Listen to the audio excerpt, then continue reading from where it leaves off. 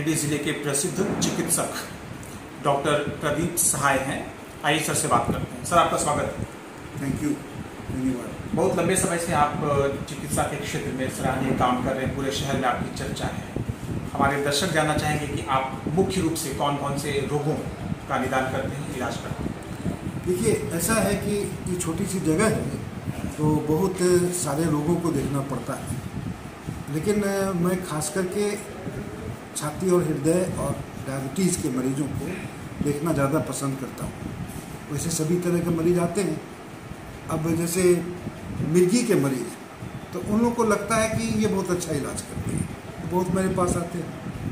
वो सब काफ़ी आराम भी हो जाता है लोगों को, तो सब तरह के मरीज देखना पड़ता है। मुख्य रूप से आप छाती और दिल के मरीजों को देखते हैं, मधुमेह रोगियों को भी आप देखते हैं। जैसा कि भी आपने बताया कि मिर्गी से जुड़े जो रोगी हैं वो भी यहाँ आते हैं, बुखार वाले भी आते हैं। बुखार वाले भी आते हैं, और सामान्यतः आप जो है प्रमुख रूप से अन्य सभी रोगियों को यहाँ पर देखते हैं। सर, आपके पिताजी बहुत ही प्रख्यात चिकित्सक रहे, समाजसेवी रहे, कुछ बातें उनके बारे में जानना चाहेंगे।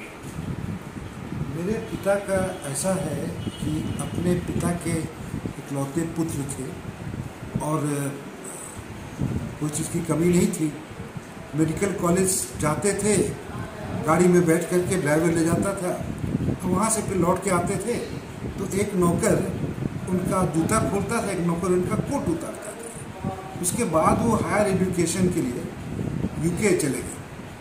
वहाँ जा कर के उन्होंने देखा कि हम अगर मेहनत नहीं करेंगे तो हम यहाँ नहीं टिक पाएंगे। तो उन्हें बहुत मेहनत किया और आगे बढ़ते चले गए। मैंने ऐसा हुआ कि हफ्ते भर में मुश्किल से 7-8 घंटा वो सोते होंगे और बाकी समय मरीजों को देखते रहते थे। और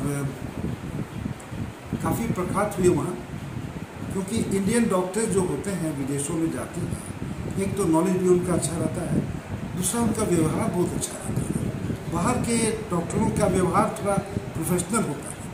जैसे वो मरीज को कहेंगे ना, look here, you have this problem, I am treating you and that's final. उससे ज़्यादा वो बोलते नहीं, लेकिन हिंदुस्तानी डॉक्टर बढ़िया से बोलते हैं, समझाते हैं। तो ये चीज़ है। तो ऐसा हुआ कि वहाँ पर जो व्यक्ति अपने से जूता नहीं खोलता था, उस व्यक्ति को कोयला अपने पीठ पर बोरा में लाद करके अपने ऊपर ले जाना पड़ता था, क्योंकि जो कोयला लाता था वो कहता था कि 1 पाउंड लेंगे तो ऊपर ले जाएंगे।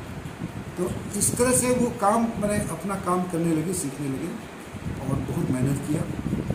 एक ऐसा केस था जो वर्ल्ड का 6ठा केस था। उसमें कैंसर था थायराइड ग्लैंड का, और फियोक्रामोसाटोमा एक ट्यूमर होता है जो किडनी के ऊपर में रहता है। ये दोनों चीज़ उस मरीज में थे। तो वर्ल्ड का 6ठा केस है जिसमें हम लोग डायग्नोज किया, और इसकी चर्चा पूरा सब जगह हुई। अच्छे अच्छे जर्नल में उनका नाम गया, उनको ऑफर आने लगा।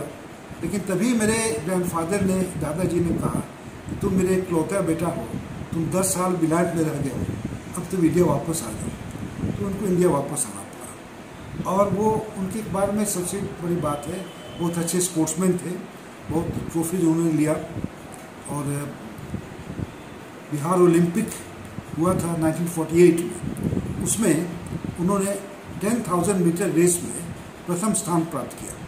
सर, और हॉकी के लिए ये गए थे ट्रायल के लिए, तो जितने भी गोल इन पर दागा गया हॉकी में, सबको वो रोक गया। तो उसमें इंडिया के टीम के तरफ से उनको ऑफर आया कि आप आइए फाइनल कैंप में, आपको इंडिया का गोलकीपर हम लोग बना सकते हैं। लेकिन अपने MBBS की पढ़ाई छोड़ के नहीं जा सकते थे, वो नहीं गए। और कुल मिलाकर सर, आपसे ये जानना चाहेंगे कि बरसात के मौसम अभी किस तरह के रोगी मुख्य रूप से आपके पास इलाज के लिए आ रहे हैं? देखिए, अभी सीजनल फीवर बहुत ज़्यादा आ रहा है, वायरल फीवर आ रहा है। ये कोई जरूरी नहीं कि कोविड आता हो, बल्कि कोविड के मरीजों की संख्या अब हम देख रहे हैं धीरे धीरे कम होते जा रहा है।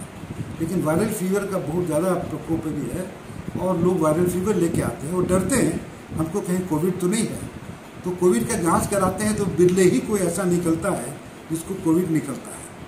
ज़्यादातर वायरल फीवर की वजह से उनको होता है। ये केसेस ज़्यादा आ रहे हैं। मुख्य रूप से अभी वायरल फीवर के पेशेंट्स आपके पास ज़्यादातर आ रहे हैं। क्या आप सलाह देना चाहेंगे लोगों को अभी इस विशेष खास करके जो बरसात का मौसम है, ऐसे मौसम में वायरल फीवर से बचने के लिए क्या क्या स्टेप्स उनको लेने चाहिए? देखिए, बचने का तो मुश्किल है। वायरल फीवर तो कभी भी स्ट्राइक कर सकता है। मास्क पहनिएगा तो भी आपको पकड़ सकता है, ये करना मुश्किल है। ये है कि बाहर जाइए तभी जबकि आपको ज़रूरत है। भीड़ भाड़ से बचिए, क्योंकि ये संक्रमण वाली बीमारी है, दूसरे से आपको लगता है। आप ज़रा बच के रहिए, लोगों से दूरी बना के रखिए, मास्क हमेशा पहनिए, उससे आपको कोविड से ही बचाव होगा। फिर आपको वायरल फीवर से भी थोड़ा बचाव हो सकता है। वर्तमान में वायरल फीवर के पेशेंट्स आपके पास ज़्यादा आ रहे हैं, क्या कारण है लोगों का इन्फेक्शन ग्रसित होने का? क्या मुख्य वजह है? कौन कौन से स्टेप्स हैं जिनको फॉलो करके लोग बच सकते हैं? देखिए, अभी मौसम जिस तरह का है कि वायरल फीवर ज़्यादा कॉमन है, वो ज़्यादा इस मौसम में ज़्यादा वो पाया जाता है। तो उससे बचने का कोई क्या उपाय बताया जाए? मैंने ऐसे है कि आप थोड़ा भीड़ भाड़ से बचिए, पानी में भीगने से बचिए, क्योंकि आप देखिए वायरस जो है आपके शरीर में जरा 60 बिलियन वायरसेस आपके शरीर में मौजूद रहते हैं, 60 बिलियन टोटल। लेकिन वायरस जल्दी कुछ करता नहीं है। वायरस तभी कुछ करेगा जबकि आपके इम्यूनिटी लेवल कम हो जाएगा। अगर आपका इम्यूनिटी लेवल अच्छा है तो आपको कोविड होने की संभावना भी कम है। अगर होगी भी तो बहुत कम मात्रा में होगी। आपको वायरल फीवर भी होने की संभावना कम है। तो इम्यूनिटी बढ़ाना बहुत ज़रूरी है। सर, इम्यूनिटी बढ़ाने के लिए मुख्य रूप से क्या क्या करना चाहिए? देखिए, इम्यूनिटी बढ़ाने के लिए योगासन है, एक्सरसाइज है, वॉकिंग है। आप पैदल जितना चलते हैं उतना इम्यूनिटी आपकी बढ़ती है। वॉकिंग कंप्लीट एक्सरसाइज, आपके सारे अंग का एक्सरसाइज होता है। फिर खान पान में भी चेंज करना चाहिए।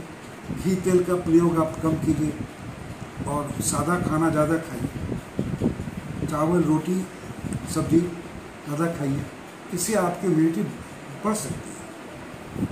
और मेंटल भी आपको ठीक रहना जरूरी है। अगर आप मेंटली अपसेट हैं, आपका माइंड कमज़ोर है, तो भी आपको ज़्यादा चांस है इन्फेक्शन आपको पकड़ने का।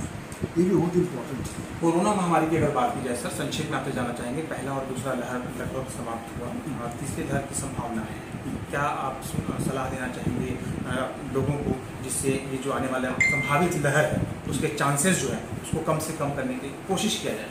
देखिए, तीसरा लहर जो है अगर देखा जाए तो बहुत से विदेशों में ये लहर चल रहा है, लोग ग्रसित हो रहे हैं, फिर से लोगों को बीमारी पकड़ रही है। और वो ज़्यादातर पाया जा रहा है आपका नया जो तीसरा लहर वाला जो वायरस है, आपका डेल्टा है, अल्फा है, ज़्यादा देखा जा रहा है। लेकिन अभी तक आश्चर्य है कि इंडिया में अभी तक उतना उसका अभी तक कुछ असर नहीं हुआ है। अब ये क्यों ऐसा है ये हम कहना मुश्किल है। बहुत बड़ा देश है, बहुत से लोग हैं, 330 मिलियन लोगों का देश अमेरिका है, जहाँ पर लोग ज़्यादा बीमार पड़ रहे हैं। यहाँ 1.35 बिलियन पीपल का देश है, लोगों का देश है, यहाँ कम है उस अनुपात में। लेकिन ये समझ में नहीं आता, हो सकता है कुछ इम्यूनिटी कुछ लोगों को हो ज़्यादा। लेकिन हाँ, ये तीसरी लहर के लिए आदमी को बच के रहना जरूरी है। मास्क हमेशा पहन के रखिए। लोग मास्क नहीं पहनते हैं, पता नहीं क्यों लोगों को लगता है कि मास्क पहनने से बेइज्जती हो जाएगी, क्या होगा। मास्क पहनना बहुत ज़रूरी है। भीड़ भाड़ से बचना ज़रूरी है। पानी में भीगना से आदमी को बचना चाहिए। खान पान आदमी का संतुलित आहार हो। टीका जरूर लगवाएं। टीका लगवाने से जो नया वायरस है उससे भी बचाव होता है। ये देखा गया है। डेल्टा ऐसा नहीं है कि डेल्टा टीका लगाने से डेल्टा पर असर नहीं करता, उसका असर करता है। और आपके शरीर में कोरोना वायरस आ जाएगा, उसको आप रोक नहीं सकते, वो आएगा ही, कहीं न कहीं से आएगा। लेकिन आपका इम्यूनिटी लेवल बढ़िया है, आप बचाव करके रख रहे हैं, मास्क पहनते हैं, तो कम से कम उम्मीद है कि आपको ये बीमारी हो। चलिए सर, आपका हमारे विशेष पेशकश खास मुलाकात में समय देने के लिए बहुत बहुत धन्यवाद। ये थे डॉक्टर प्रदीप सहाय, प्रसिद्ध समाजसेवी और चिकित्सक डॉक्टर यू सहाय के जो इसके पुत्र हैं और गिरिडीह ज़िले में एक बहुत ही प्रसिद्ध चिकित्सक के रूप में पिछले लगभग 30-40 वर्षों से निरंतर अपनी सेवाएं दे। धन्यवाद।